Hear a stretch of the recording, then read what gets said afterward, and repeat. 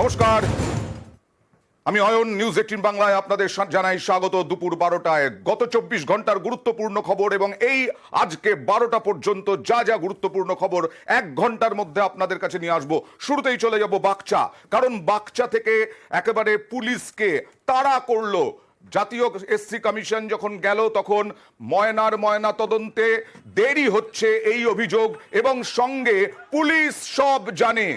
SC commission বেরিয়ে যাওয়ার পরেই নতুন করে উত্তেজনা, পুলিশকে ঘিরে বিক্ষোভ। দেখুন,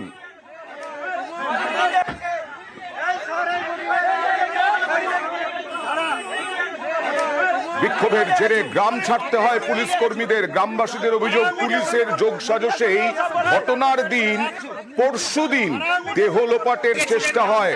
পুলিশের সাহায্যেই খুনিরা ঝিলের ধারে বিজয় কৃষ্ণের দেহ ফেলে পালায়, এমনটাও অভিযোগ। দেখুন সেই সময়ের ছবি। পুলিশ সহ যারা ছিলেন এখানে তারা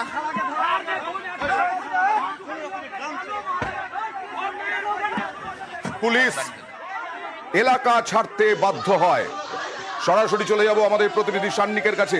সান্নিক, একটা বিষয় বলো, যে যেদিন খুন হয়েছেন বিজয় ভূঁইয়া সেই দিন দেহ লোপাটের অভিযোগ করছেন গ্রামবাসীরা, ঝিলের ধারে ফেলে রাখার চেষ্টা করেছিল পুলিশ।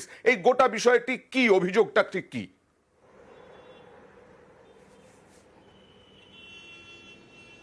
দেখো অয়ন, যে ছবি তুমি দেখতে পাচ্ছ, যে উচ্চপদস্থ আধিকারিককে ধাক্কা মারা হচ্ছে তিনি কিন্তু ময়না থানার আইসি।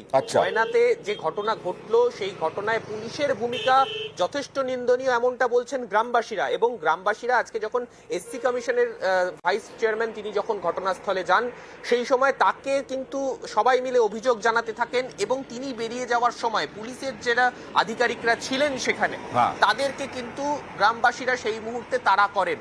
তাড়া করার কারণ কি, যে একটি গাড়িতে করে পুলিশ যাচ্ছিল, সেই গাড়ির যিনি চালক ছিলেন তাকে দেখিয়ে গ্রামবাসীরা বলছিলেন যে এই চালক যেদিন দেহ লোপাট করতে পুলিশ এসেছিল, তারা বলছেন পুলিশ দেহ লোপাট করতে যখন এসেছিল সেই সময় সেই গাড়ির চালক সেখানে উপস্থিত ছিলেন। পুলিশ কিভাবে কখন কোথায় দেহ নিয়ে গেছিল সেই পুরো বিষয় কিন্তু সেই চালক জানেন। সেই কারণেই মূলত পুলিশকে সেই সময় পুলিশের সঙ্গে একটা উত্তেজনার পরিস্থিতি তৈরি হয়, এবং এসসি কমিশনের চেয়ারম্যান তিনি বেরিয়ে যাওয়ার পরেই কিন্তু পুলিশকে কার্যত সঙ্গে সঙ্গে গ্রাম ছাড়তে হয়, কেননা খুব বিশাল পুলিশ। তার মানে এখনো উত্তেজনা আছে, উত্তেজনা আছে। পুলিশ ঢুকলেই উত্তেজনা আরো বাড়বে।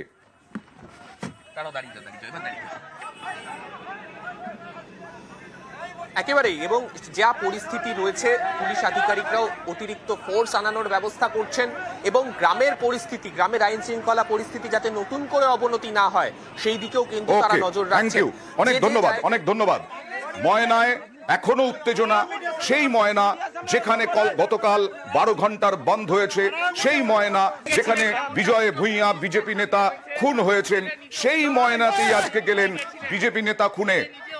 আজকে জাতীয় কমিশন গিয়েছিলেন, জাতীয় কমিশন বেরিয়ে যাওয়ার পরেই এই ছবি। এবার গ্রামবাসীরা কি বলছেন দেখুন।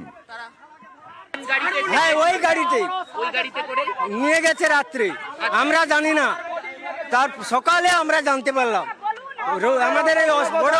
আমাদের একটাই কথা, ওই যে পুলিশের ড্রাইভার আছে ওর কাছে একটাই রিকোয়েস্ট, বডিটা খুন পাইতে নিয়ে গেছে পুলিশের সাহায্য। ওই ড্রাইভার বলে দিবে, যার জন্য ওকে আমরা ধরেছিলাম। ওই যে ওকে জিজ্ঞেস করতে হবে, বডিটা পুলিশের সাথে খুন পাইতে নিয়ে গেছে, যার জন্য আমরা বডিটা পেলাম না। বডিটা কোথা থেকে উদ্ধার হয়েছিল আপনারা কি জানেন?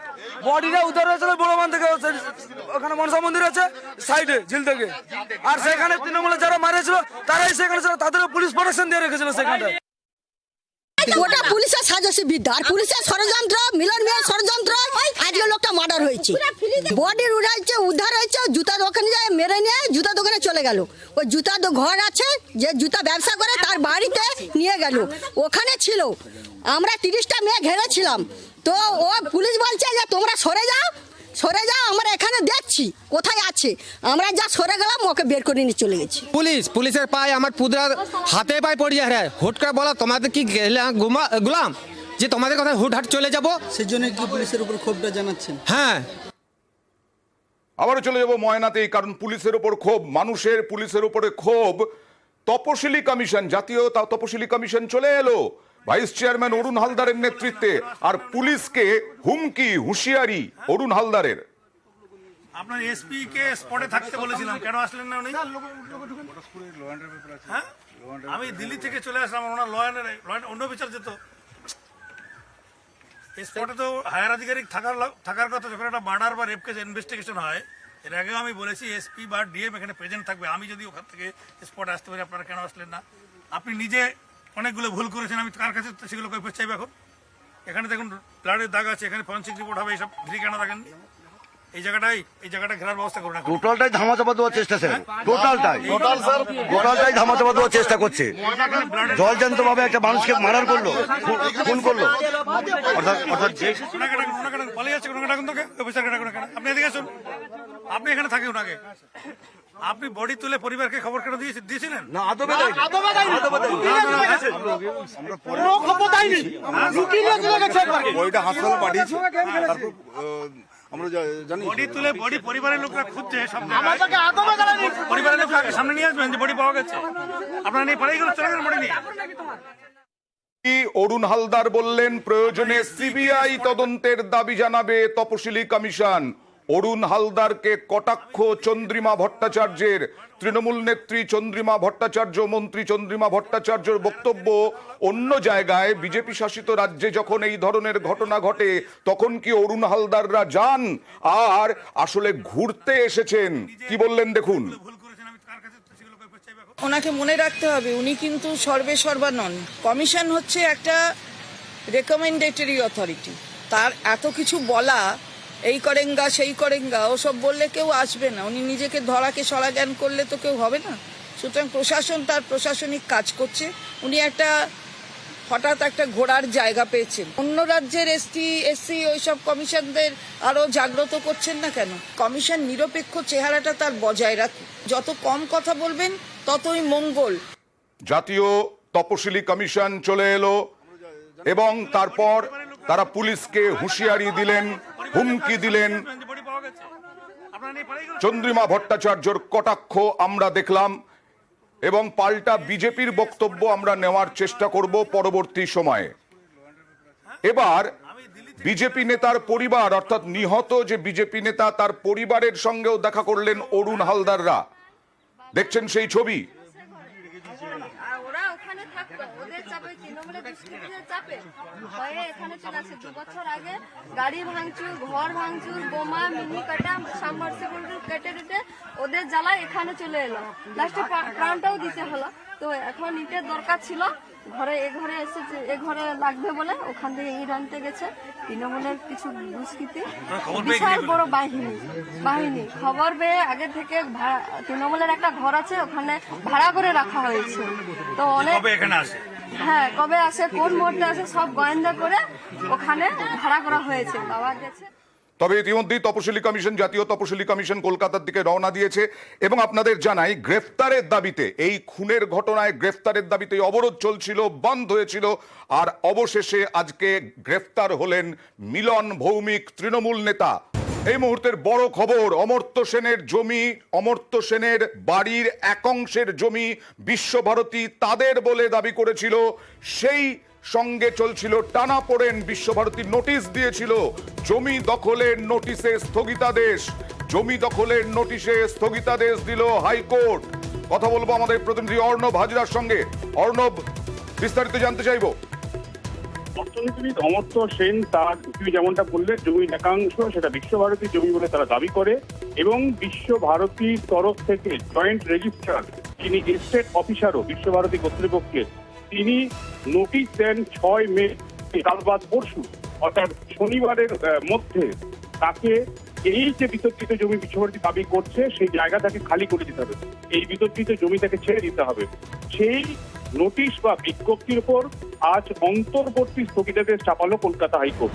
বিচারপতি বিভাস রঞ্জন দে প্রায় দীর্ঘক্ষণ শুনানি করার পর অমর্ত্য সেনের আইনজীবী সিনিয়র অ্যাডভোকেট জয়ন্ত মিত্রের আবেদন মেনে অন্তর্বর্তী স্থগিতাদেশ দিলেন। তবে একটা শর্ত দেওয়া হলো, 27শে এপ্রিল অমর্ত্য সেন তিনি বীরভূম জেলা আদালতের দ্বারস্থ হয়েছিলেন বিশ্বভারতী কর্তৃপক্ষের তাকে জমি খালি করার যে নোটিশ, সেই নোটিশকে চ্যালেঞ্জ করে এবং তার উপর স্থগিতাদেশ প্রার্থনা করে। যদিও জেলা জজ আদালত মামলার পরবর্তী শুনানি দিন নির্দিষ্ট করেছে 15ই মে, কিন্তু 6 মের মধ্যে তাকে জমি খালি করতে বলছে। এই অবস্থা কি করবেন নবিল জয়ী অর্থনীতিবিদ? কার্যত তিনি দিশাহারা হয়েছেন। শেষমেশ তিনি কলকাতা হাইকোর্টের দ্বারস্থ হন এবং কলকাতা হাইকোর্টকে তিনি বলেন তার যে রক্ষা কবচ পাওয়ার কথা জেলা আদালত থেকে, জেলা জজের কোর্ট থেকে, সেটা তো 15ই মে শুনানি, অথচ 6 মে তাকে খালি করতে বলছে। এই অবস্থায় কলকাতা হাইকোর্ট কোনো পদক্ষেপ না করে তারা তিনি এই অবস্থায় কোথায় যাবেন? শেষমেশ বিচারপতি বিভাস রঞ্জন দে অমর্ত্য সেনকে স্বস্তি দিয়ে জানালেন জেলা জজ আদালত অর্থাৎ বীরভূমের জেলা জজ আদালতের অমর্ত্য সেনের আবেদনের শুনানির নিষ্পত্তি না হওয়া পর্যন্ত তাকে জমি খালি করতে হচ্ছে না। অর্থাৎ বিতর্কিত যে জমি দখল অংশ যেটা খালি করার জন্য বিশ্বভারতী জয়েন্ট রেজিস্ট্রার কাম এস্টেট অফিসার তিনি বিজ্ঞপ্তি জারি করেছিলেন, সেই বিজ্ঞপ্তির উপর আপাতত স্থগিতাদেশ চাপিয়ে দিল কলকাতা হাইকোর্ট। সেদিক থেকে কিছুটা হলেও স্বস্তিতে অবশ্যই অমর্ত্য সেনের জন্য, তা বলার অপেক্ষা রাখে না। ধন্যবাদ, ধন্যবাদ। আবার চলে যাব ময়নায়, কারণ ময়নায় বিজেপি নেতা খুনের পর একটা নাম উঠছিল মনোরঞ্জন হাজরা, বিজেপি নেতারাই নাম করছিলেন। আজকে ময়নায় বিজেপি নেতা খুনে গ্রেফতার হলেন মিলন ভৌমিক। বিজয় কৃষ্ণ ভুইয়া খুনে তৃণমূলের পঞ্চায়েত সদস্য মিলন ভৌমিককে গ্রেফতার করলো এবং মৃতের স্ত্রীর অভিযোগের ভিত্তিতে মেয়ের বাড়ি থেকে গ্রেফতার মিলন ভৌমিক। সরাসরি চলে যাব আমাদের প্রতিনিধি সুজিত ভৌমিক। সুজিত, যেটা বলছিলাম, মনোরঞ্জন হাজরার নাম উঠে আসছিল বিজেপি নেতাদের মুখেই, আজকে আবার মিলন ভৌমিক, ইনি কে, কি পরিচয়, কেন তাকে গ্রেফতার করা হলো?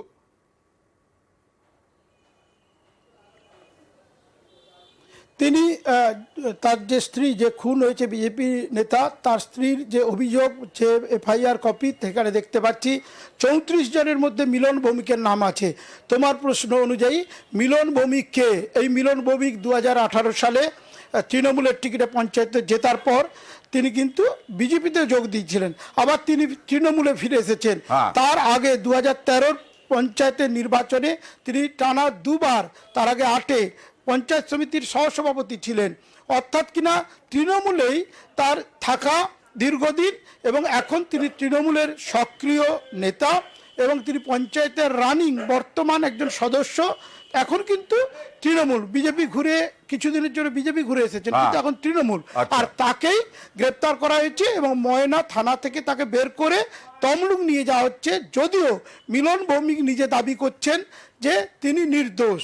একদম সুজিত আসবো। মিলন ভৌমিক কি বললেন? বললেন তিনি নির্দোষ, তিনি দাবি করলেন, দেখুন।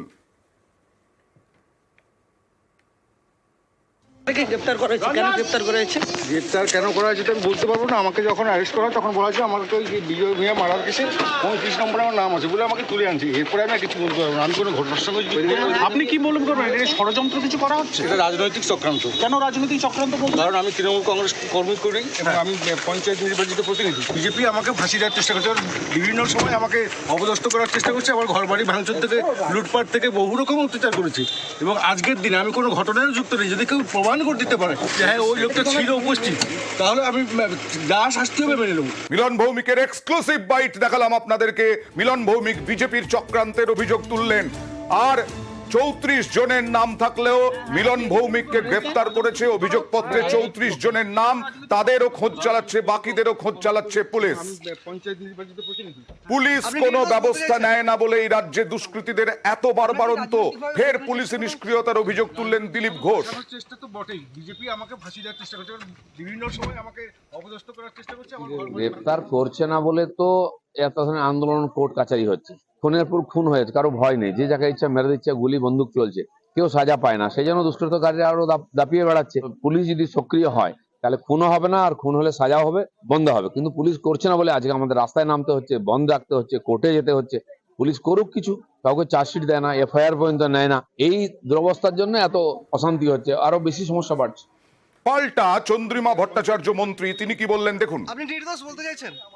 কালকে আমাদের মুখপাত্র কুণাল ঘোষ একটা টুইট করেছে এবং সেখানে বিরোধী দলনেতা কি বলেছেন, কি যেন কি ব্লিচিং দিয়ে কাদের কাদের একটা লিস্ট করেছেন, কাদের কি করে দেবেন, ওসব সায়স্তা করার কথা উনি জানেন, মনে রাখেন।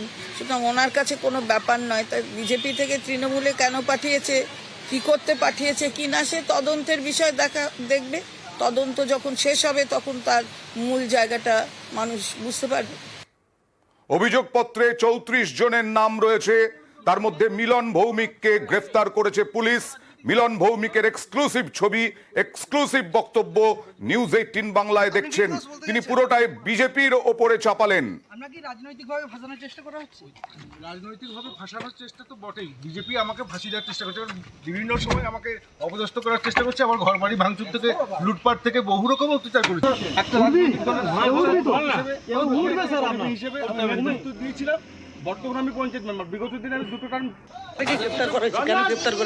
গ্রেপ্তার কেন করা হয়েছে আমি বলতে পারবো না। আমাকে যখন অ্যারেস্ট করা হয় তখন বলা হয়েছে আমাকে ওই বিজয় ভূঁইয়া মারার কেসে 35 নম্বরে আমার নাম আছে বলে আমাকে তুলে আনছে। এরপরে আমি আর কিছু বলতে পারবো না, আমি কোনো ঘটনার সঙ্গে আপনি কি মনে করবেন এটা ষড়যন্ত্র কিছু করা হচ্ছে? এটা রাজনৈতিক চক্রান্ত। কেন রাজনৈতিক চক্রান্ত বলছেন? কারণ আমি তৃণমূল কংগ্রেস কর্মী করি এবং আমি পঞ্চায়েত নির্বাচিত প্রতিনিধি। বিজেপি আমাকে ফাঁসি দেওয়ার চেষ্টা করছে, বিভিন্ন সময় আমাকে অপদস্থ করার চেষ্টা করছে, আমার ঘর বাড়ি ভাঙচুর থেকে, লুটপাট থেকে বহু রকম অত্যাচার করেছে।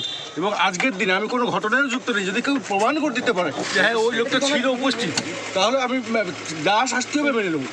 কিছুক্ষণ আগে চন্দ্রিমা ভট্টাচার্যের বক্তব্য শোনাচ্ছিলাম। তিনি কুণাল ঘোষের একটি টুইটের উল্লেখ করেন। বিজয় খুনে চাঞ্চল্যকর তথ্য, বিজয় খুনে কুণাল ঘোষের বিস্ফোরক টুইট, বিজয় ভূঁইয়ার জমিতে বোমার মশলা উদ্ধার, বোমার মশলা নিয়ে বম্ব ডিসপোজাল স্কোয়াডের সঙ্গে বিজয়ের স্ত্রীর কথোপকথন, বিজেপি নেতা বিজয়ের স্ত্রীর চাঞ্চল্যকর স্বীকারোক্তি। পুলিশ আপনার কোনো ক্ষতি করেনি? না, কিছু করেনি। পুলিশ আপনার সাথে কোনো দুর্ব্যবহার করেনি? আপনাকে যথাযোগ্য সম্মান দিয়েছে? আপনার বাড়ি থেকে পুলিশ কিছু নিয়েছে? না। আচ্ছা, এইবার আপনার জমিতে এই যে জিনিসগুলো পাওয়া গেছে এটার ব্যাপারে আপনি কি বলবেন? স্যার আপনি বলুন, যদি আপনার জমিতে কেউ যদি কোনো রাখে সেটা কি আমার দোষ? আপনি না, বলুন। সেটা তো পরে, এটা তো সত্যি এগুলো আপনাদের জমি থেকেই পাওয়া গেছে। দেখা যায় তো, এখন আমি না বলবো কেন? এখন সবাই দেখছো, আমিও দেখিনি। এটা কি কাজে লাগে একটু বলুন। না স্যার, আমি তো জানিনি, আপনারা দেখছেন বলছেন যে এগুলো কি কাজে লাগে আপনি একটু বলুন তাহলে। না স্যার, রান্না বান্না তো লাগে না? না, শ্বশুরের ছেলের নামটা কি, মানে আপনার স্বামীর নামটা কি? ও ভাই বিজয় ভূঁইয়া? দু ভাই, সে বাড়িতে থাকেনি, আমরা মনে থাকি। বিজয় ভূঁইয়া খুনে চাঞ্চল্যকর টুইট কুণাল ঘোষের। বিজেপির আদি ও 90-এর দ্বন্দ্বে খুন বলে অভিযোগ। 2019-এ বিজয়ের বিরুদ্ধে শুভেন্দুর বিস্ফোরক ভাষণ, সেই ভাষণে বিজয়কে শায়েস্তার হুঁশিয়ারি শুভেন্দু দিয়েছিলেন। কুণাল ঘোষ বলছেন সেই সময় বিজেপি করতেন বিজয় ভূঁইয়া। শুভেন্দুর বিরুদ্ধে তদন্তের দাবি। শেষ দিন আমি ডেট বলে গেলাম, আমি ময়নার মিটিং এ ডেট বলি। তারপরে কি করতে হয় শুভেন্দু অধিকারী থাকে। যেমন অসুখ তেমন ওষুধ, মেডিসিন আছে আমার কাছে। সুজিত বাবুদের বলবো অত ভয় পাওয়ার কি আছে? মদন ভৌমিক, আশিস ভৌমিক, নিমাই মন্ডল, পিন্টু ভঞ্জ, উত্তম সিং, পঞ্চানন মন্ডল, ধ্রুব রাউত, নাড়ু মন্ডল, বিজয় ভূঁইয়া, মহেন্দ্র বাড়ই, ইন্দ্রজিৎ বাড়ই, সীমন্ত মন্ডল, খোকন খুটিয়া, এরা কারা? এই কাগজে নামগুলো নিয়ে গেলাম। বাচ্চার আবর্জনা আমি পরিষ্কার করব। কি ধরনের ব্লিচিং আর ফিনাইল দিয়ে পরিষ্কার করতে হয় শুভেন্দু অধিকারী সেটা জানে।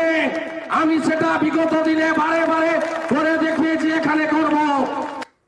দুটো বিস্ফোরক টুইট, যদিও গুরুত্ব দিতে নারাজ দিলীপ ঘোষ। তিনি তো তৃণমূল নেতা হিসাবে বলেছিলেন, তো আজকেও তৃণমূল সেই একই কাজ করছে। এই যে হিংসার রাজনীতি, এটা তৃণমূলের কালচার। সেখানে যে যাবে সে সেরকমই হয়ে যাবে। সেটা তৃণমূলের বক্তব্য, এটা কোনো ব্যক্তির বক্তব্য না। আর হাইকোর্টের নির্দেশ দিয়েছিল কমান্ড হাসপাতালে ময়না তদন্ত হবে। চলে যাব ময়না তদন্তের, কমান্ড হাসপাতালে চলে যাব, সরাসরি কমান্ড হাসপাতালে চলে যাব। এই মুহূর্তে বিজয় ভূঁইয়ার দেহ ঢুকছে কমান্ড হাসপাতালে। অনেক কিছু হয়েছে, টানা পোড়েন হয়েছে আজকে ময়নায়, এবং তারপর আজকে শেষমেশ ময়না থেকে দেহ নিয়ে কমান্ড হাসপাতালে রওনা দিয়েছিল পুলিশ। এবং এই মুহূর্তে কমান্ড হাসপাতালে ঢুকলো বিজয় ভূঁইয়ার দেহ, যে বিজয় ভূঁইয়া খুন হয়েছিলেন, এবং সেই বিজয় ভূঁইয়ার দেহ দ্বিতীয়বার ময়না তদন্ত হবে। হাইকোর্টে মামলা হয়েছিল। বিচারপতি রাজা শেখর মান্থা হাইকোর্টে নির্দেশ দিয়েছিলেন বিচারপতি যে বিজয় ভূঁইয়ার কমান্ড হাসপাতালে দ্বিতীয়বার ময়না তদন্ত করতে হবে। কথা বলবো আমাদের প্রতিনিধি অভিজিৎ চন্দ্রের সঙ্গে। অভিজিৎ, একদমই অয়ন, এই মুহূর্তে তমলুক জেলা হাসপাতাল থেকে বিজয় কৃষ্ণ ভুইয়ার মরদেহ নিয়ে আসা হলো আলিপুর কমান্ড হাসপাতালে এবং এখানে আলিপুর কমান্ড হাসপাতালের 4 ফরেনসিক বিশেষজ্ঞ এবং রাজ্যের তরফে হাইকোর্টের নির্দেশ মাফিক রাজ্যের তরফে 2 ফরেনসিক বিশেষজ্ঞ, একজন শিয়ালদহ এনআরএস হাসপাতালের ফরেনসিক বিশেষজ্ঞ এবং আরো একজন কলকাতা মেডিকেল কলেজ হাসপাতালের ফরেনসিক বিভাগের বিভাগীয় প্রধান, তারা 2 জন থাকবে এবং এই 6 জনের নেতৃত্বে এই ময়নাতদন্ত করা হবে, সম্পূর্ণ ভিডিওগ্রাফি করা হবে এবং পরিবারের লোকজনও চাইলে এই ময়নাতদন্তের সময় উপস্থিত থাকতে পারবেন এবং তমলুক জেলা হাসপাতাল থেকে প্রায় 1.5 ঘন্টা পর তমলুক জেলা হাসপাতাল থেকে দেহ কনভয় করে নিয়ে আসা হয় পুলিশের নিরাপত্তায় এবং সেই মরদেহ এই মুহূর্তে দ্বিতীয়বার ময়নাতদন্তের জন্য আলিপুর কমান্ড হাসপাতালে ঢোকানো হলো এবং এখানে 6 চিকিৎসকের নেতৃত্বে এই ময়নাতদন্তে কারা কারা থাকবেন, 6 জনের সদস্য, 6 জন প্রতিনিধি দলের সদস্য এবং তারা কারা জানিয়ে দিলেন আমাদের প্রতিনিধি অভিজিৎ চন্দ। ধন্যবাদ অভিজিৎ।